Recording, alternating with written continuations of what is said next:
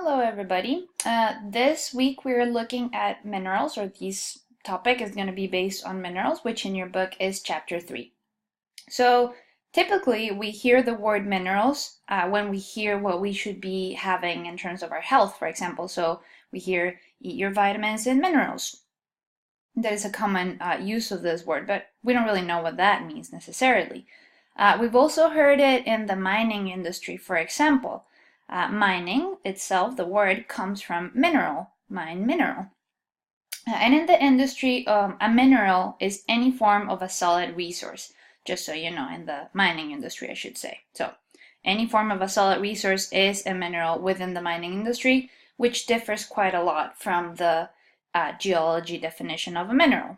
And we've heard the word mineral as well, especially a few years back when people asked whether something is existing on the earth had an animal, a vegetable, or a mineral nature. So these are very common times when we have heard the word, but in truth, all of these are somewhat right, but not quite to the bottom of what a mineral is. So in the chapter, we're going to cover what minerals are, how they form, their classifications, where they're found, amongst other details. Okay, so let's start by saying that minerals are the building blocks of rocks, and they have been used in practical and also in decorative uses since the beginning of times, as some of you may know. The first minerals that were mined and also used were flint and chert, which are basically the same thing. They were used for weapons and for cutting tools as well. So this was in the prehistoric times. Later on, we found gold, silver, and copper.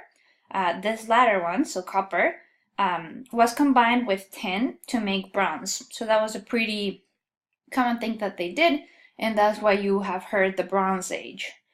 Later, though, iron extraction was developed, and since then, the mineral mining uses have only grown. So, since we find iron pretty much slowly, we started using more and more different minerals within our Earth. So in geology, however, a mineral is defined by 5 different properties, and you're gonna for sure be tested on these. So a mineral has to be solid, it has to be naturally occurring, which means that it can't be man-made. It has to be inorganic, meaning that it does not come from living things that are carbon-based. It has to have a specific chemical formula. This chemical formula may vary for some minerals, but it occurs under very specific limits, if you would, and we'll cover that later. And it occurs because of certain elements which are part of the formula itself can substitute for others of similar size without necessarily changing the mineral's internal structure. But overall, the main part of the chemical formula remains the same. And lastly, the last property is that they have to have an orderly crystalline structure of atoms, a structure that is repetitive and organized as well. So in contrast to a mineral, the definition of a rock is a solid mass of minerals or mineral-like matter, if you would, that occurs naturally as part of our planet. Most of the rocks are in fact, or occur in fact as an aggregate of minerals, but some rocks are only made up of one mineral, for example. For example, limestone is an impure mass of the mineral calcite, which you guys will look at in lab. Some rocks, for example, are not made of mineral matter either, such as obsidian and pumice, which are volcanic rocks, and are both made of volcanic glass, which is not a mineral because it doesn't have an orderly crystalline structure, for example. And for example, coal, which is also a type of rock, is made out of solid organic debris. So because it's organic, it's no longer within the classification of minerals. So again, minerals are the building blocks of rocks, as I had said in the previous slide. But what are the building blocks of minerals that we have? So these building blocks of the minerals themselves are going to be atoms of different elements on our planet. So atoms are the smallest particles that cannot be chemically split.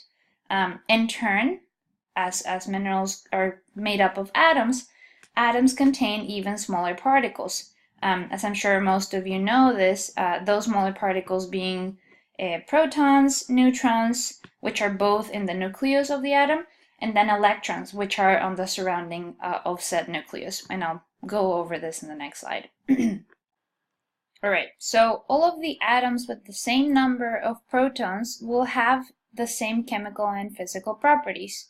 And all of these atoms collectively constitute an element. So, for example, a specific atom that has 8 protons and another one nearby that has 8 protons will have the same chemical and physical properties, and together will form the element of oxygen, which is the element that has 8 as the atomic number. And so given that I guess definition, we should say that there are about 90 naturally occurring elements that we have found, and several more elements have been synthesized in the laboratory. So that means that we have found 90 naturally occurring elements, each of which has a different number of protons within the nucleus. We had covered in the first chapter, I don't know if you remember, and we didn't cover it thoroughly, but most of the elements were created inside massive stars by nuclear fusion. And those are going to be all of them except hydrogen and helium, which are the first elements formed and found in abundance in young stars. And after the creation of the elements, or the main elements, all of these elements were released into interstellar space during hot, fiery supernova explosions. Once they're in the outer interstellar space, they get incorporated into each planet through space-atmosphere exchange, and later through atmosphere-geosphere interactions. Okay? Okay. So, as I had said in the previous slide, I think, atoms are the smallest particles that cannot be chemically split. They're made up of 3 things: protons, neutrons, and electrons. Protons and neutrons are very dense particles, so they contain almost all of the mass of the atom itself. So a lot of mass for their specific size, if you would. They have nearly equal masses one to the other, so neutrons and protons both compare in mass. But by contrast, electrons, which are the other type of particle, have a negligible mass, so it's barely any. And it's we have found out that the mass is about 1/2000th of that of a proton. So you can imagine it by being the electron being a grain of rice, and then the proton being a baseball. So that is kind of a clear comparison in terms of how massive one is in respect to the other one. Both electrons and protons share a fundamental property called electrical charge. Neutrons don't have this. Protons have an electrical charge of +1, so they're positive. And electrons have an electrical charge of -1, so they're negative. Neutrons, as the name suggests, have no charge. They're neutral. So each atom possesses an equal magnitude of protons and electrons, but opposite in polarity. So protons positive, electrons negative, which makes sense. So the charges within the atom cancel each other out, basically. And each atom typically is going to be electrically neutral. So usually we think of electrons as orbiting the nucleus itself, kind of like the picture is showing, the picture above, where all of these are being exemplified. However, they really move more in a random pattern, and they appear more like a cloud around the nucleus itself, like the picture that you see down here. This is more like the pattern of what the electrons are doing around the nucleus of protons and neutrons. All right, so here in this slide below is the periodic table of elements, which I'm almost sure most of you have seen. You can refer to it to find information about all of the elements. So you can find, for example, the atomic number, which is the number of protons, right, as we said before. The atomic mass, which is approximately the mass of protons and neutrons added together. Remember that the mass of electrons is nearly negligible, so we don't add that within the overall mass of an atom. And you can also find the name of the element and its periodic symbol. So the periodic symbol tends to be the large letter, sometimes followed by a smaller one, sometimes just by itself. And then the name is right below it. As you can see in the example right here, the atomic weight lies right below the symbol, and then the atomic number lies right above the symbol. So as the example says, boron's symbol is B, its atomic number is going to be 5, and its atomic mass is 10.81. So this table again is super useful, not necessarily for geology as much, but it is still useful for some of the minerals that we're going to look at, and also in turn for the igneous, sedimentary, and metamorphic rocks that we're going to deal with. So it is on page 71 of your book, and I encourage you to check it out whenever we are talking about a specific, again, mineral or rock. Also, within this table, I forgot to say, you can also check to which group each element belongs to. So for example, hydrogen, lithium, sodium all belong to the first group. And for example, fluorine, chlorine, bromine all belong to the 7th group. This is going to have implications in terms of the specific tendency of elements to gain or to lose electrons. So those are also useful things to keep track of, is the specific group to which each of the elements belong to.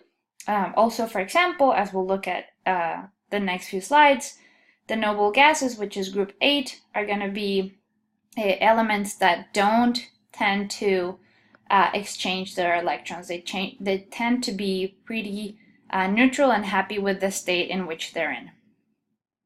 So as I was saying a couple slides ago, the electrons move around the nucleus of each atom. Although they move in a kind of disordered pattern, if you would, and kind of a random pattern around it, they're still going to move in regions that are called principal shells. Each of these shells having an associate energy level, and each being able to hold a specific number of electrons, with the outermost shell generally containing valence electrons, as they're called, which are electrons that can be transferred to or can be shared with other atoms to form chemical bonds. Okay? So they're generally involved in chemical bonding. Those valence electrons, again, those electrons that fall on the outermost shell. Typically, the first layer of shells, the first shell, if you would, or the first layer, is going to hold 2 electrons. The second shell is going to hold 8 electrons. The third shell contains 18 electrons, and so on and so forth. So you can check these. I think your book has a few resources also online, but this diagram, or this image here, shows how many electrons can fit within each shell, I should say. So it is the outermost shell which contains those valence electrons, which will be involved in chemical bonding, and we're going to look at different chemical bonds in the next few slides. So it is important to keep that in mind, that not the inner layers will be the ones that are, bouncing electrons back and forth, but rather the outermost one.